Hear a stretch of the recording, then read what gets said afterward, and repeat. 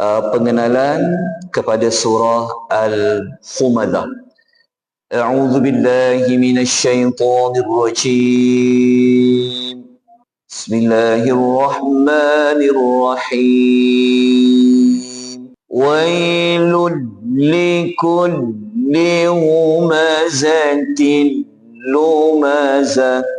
Okey, terjemahan ayat, wailun, celakalah, binasalah, li, bagi, kulli, setiap, khumadhatin, pengumpat, lumadah, pencela atau pengkeji. Okay. Ada tiga perkara yang kita nak bincang. Antaranya adalah apakah yang dimaksudkan dengan wailun, apakah yang dimaksudkan dengan humazah, dan perbezaannya dengan lumazah. Baik. Perkataan wailun, kalimah wailun, sebelum ni kita pernah jumpa ketika kita tadabbur surah Al-Ma'un. Allah menyebutkan fawailul lil musallina. Maka waillah, celakalah bagi orang-orang yang sembahyang, yang lalai tentang sembahyangnya.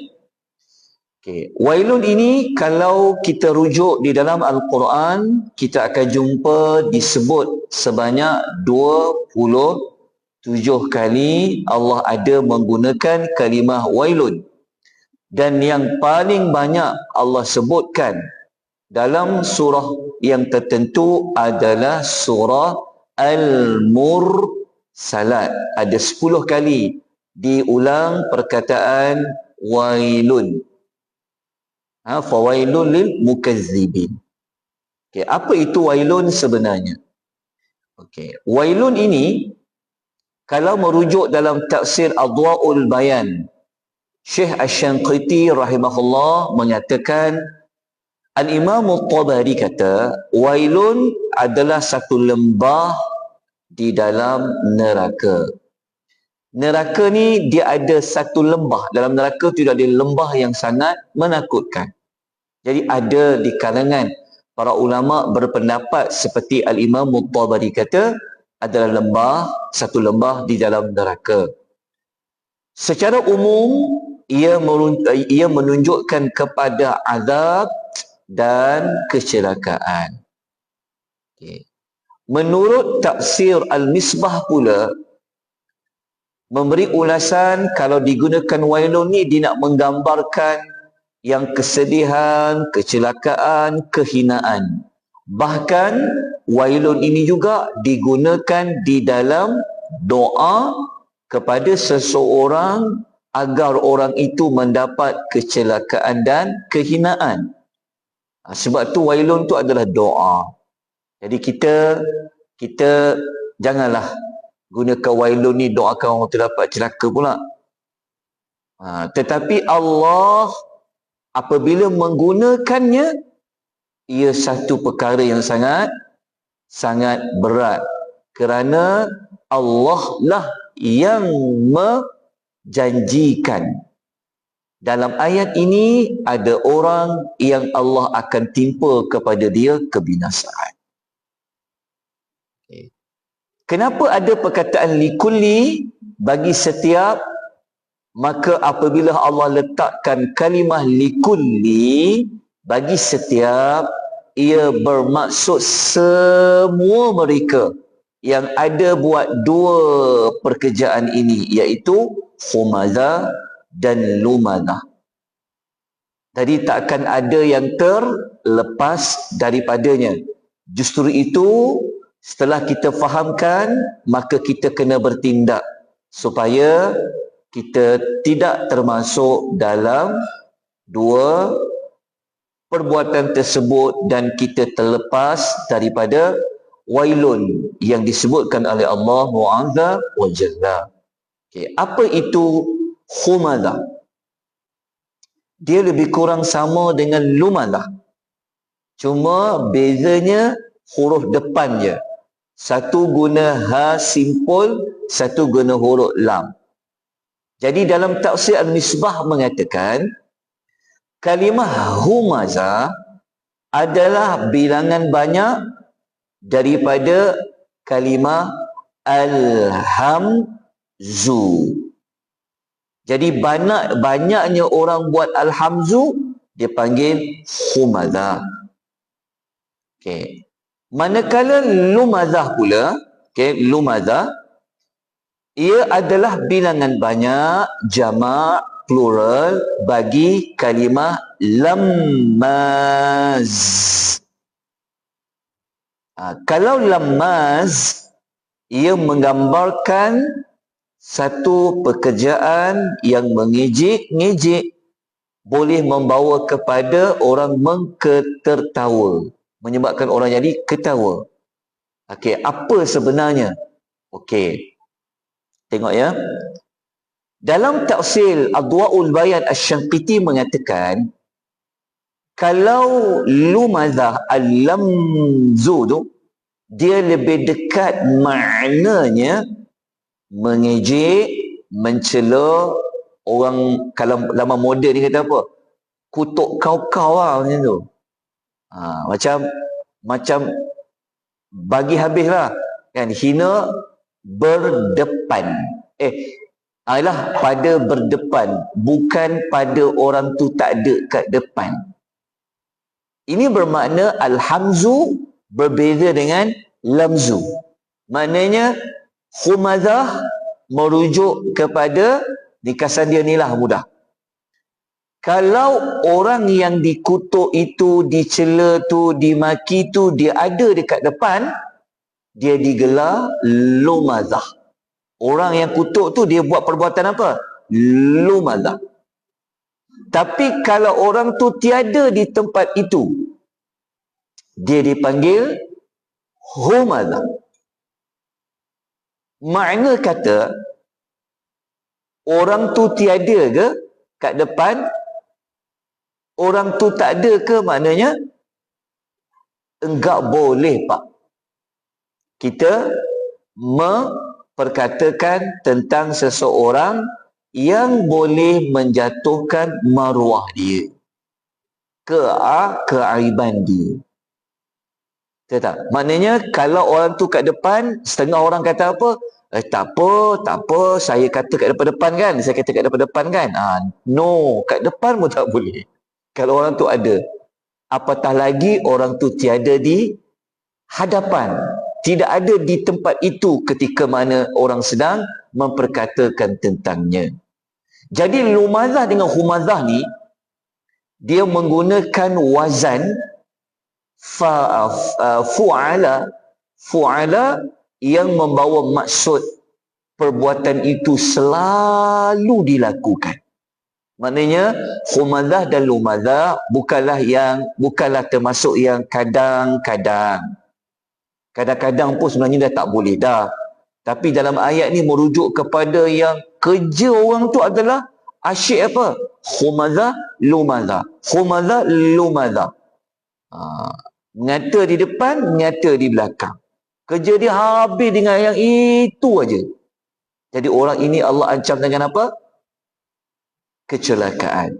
Okey.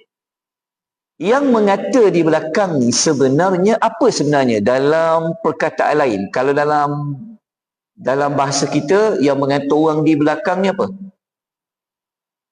Mengumpat nak? Backbiting lah. Mengata di belakang. Okey. Dalam istilah lain dia panggil al-ghibah. Ghibah. Ini disebutkan oleh Nabi dalam satu hadis.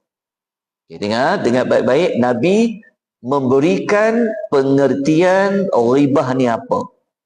Ngumpat ini apa. Okay, Nabi bertanya soalan satu hari kepada para sahabat. Nabi tanya, hampa semua ni tahu tak apa itu al-ghibah? Mengumpat itu. Para sahabat menjawab, Allah dan Rasul lah yang maha mengetahui. Maknanya Allah lebih tahu dan engkau Muhammad lebih mengetahui. Maka Nabi pun bersabda, Al-ghibah itu, mengumpat itu adalah zikruka akhaka bima yakrahu. Engkau menyebut, engkau sembang, engkau bincang, engkau cakap tentang apa yang dibenci oleh saudaramu. Maknanya orang yang tiada tu, kalau kita sebut tentang dia, dia tak ada pada ketika itu. Dan kalau dia tahu orang duk sembang pasal dia, dia enggak suka, maka ia termasuk ribah. Okey, jelas Okey, dibenci oleh saudaramu maksudnya orang tu yang tiada pada ketika itu. Contohnya ada dua orang, A dengan B, sedang mengatakan tentang C.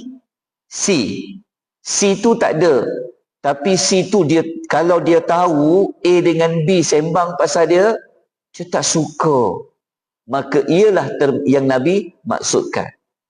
Tapi ada sahabat agak confused. Dia bertanya, apa pandangan kamu ya Rasulullah? Jika kami cakap tu memang benda betul yang ada pada saudaraku itu. Faham tak maksudnya?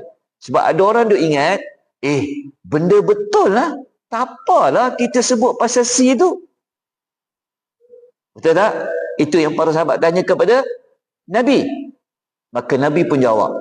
Nabi SAW menjawab, jika benar apa yang engkau katakan tentangnya, maknanya kalau kita cakap pasal pihak ketiga tu memang betul dia buat, memang betul dia cakap, memang betul benda tu ada pada pihak ketiga tu, maka kata Nabi, itulah namanya mengumpat.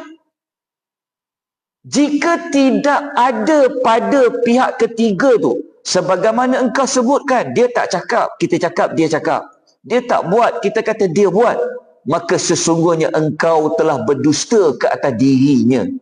Maknanya, kalau dia tak buat, kita cakap pasal pihak ketiga tu, itu dipanggil fitnah. Maknanya apa? Tak boleh cerita pihak ketiga ni. Kalau benda betul, termasuk dalam mengumpat. Kalau benda tak betul, fitnah. Jadi apa? Jadi, kalau secara asas tak boleh lah. Okey. Nanti kita bincang esok, insya-Allah. Saya akan bagikan nota khas yang diekstrak nota itu dan daripada kitab Ihya Ulumuddin karangan Al-Imam Al-Ghazali, dan juga diambil kembali maklumat itu oleh Al-Imam An-Nawawi.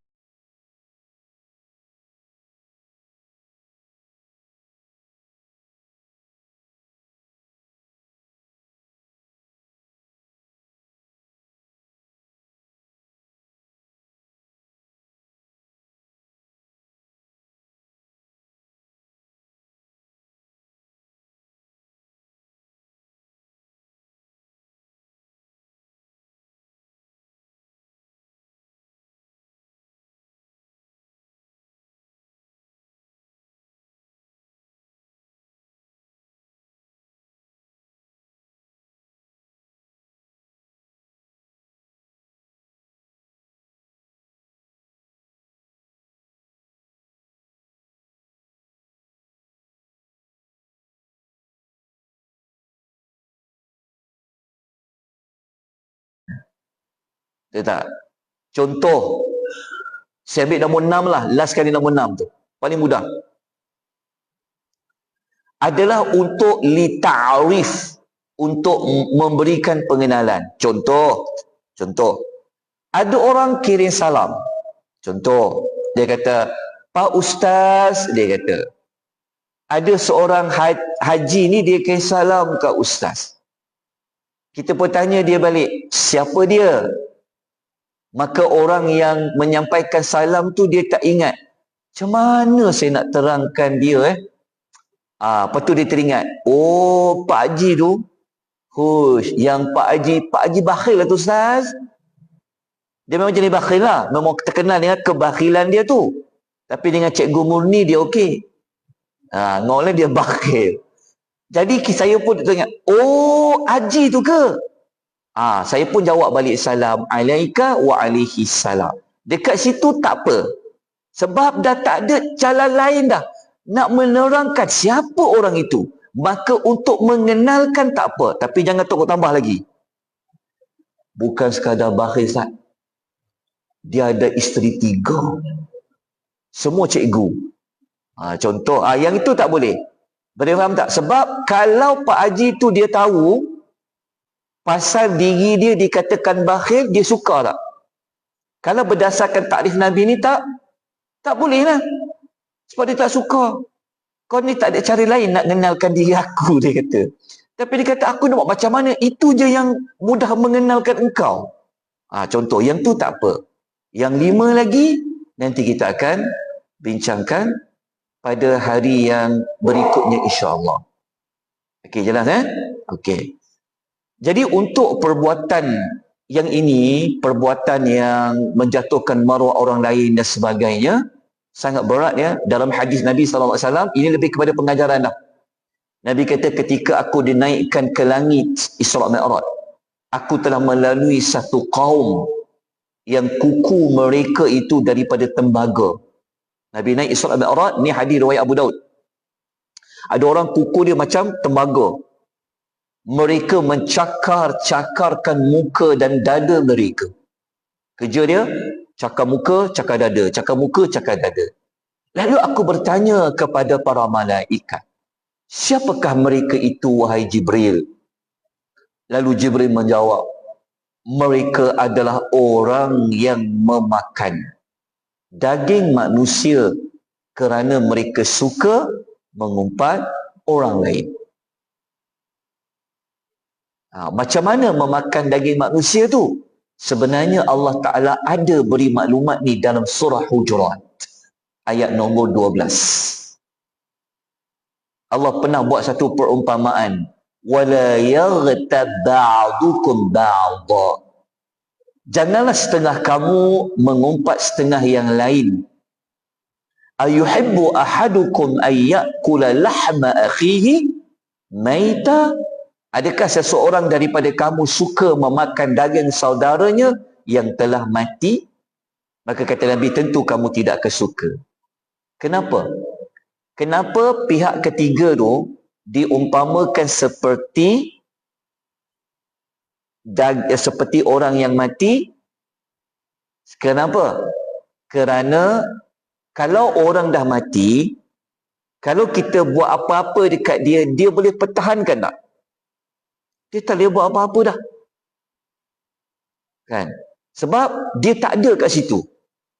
Jadi Nabi, Allah membuat perumpamaan seperti itu. Jadi kita kena baiki kehidupan kita. Moga-moga kita tak termasuk dalam ayat ni. Jadi kita kena sambunglah pada esok insya-Allah penerangan ringkas sebenarnya tentang 6 ruang lingkup mengumpat itu dalam bab apa, termasuk 6 ruang yang dibenarkan. InsyaAllah nanti kita akan sambung pada sesi yang berikutnya. Aqulu qouli hadza wa astaghfirullahal azim. Wabillahi taufiq hidayah. Wassalamualaikum warahmatullahi wabarakatuh. Subhanakallahumma bihamdika asyhadu an la ilaha illa anta astaghfiruka wa atubu ilaik. Wal 'asr innal insana lafi khusr alladziina aamanu wa 'amilus shalihaati wa tawassaw bil haqqi wa tawassaw bis sabr.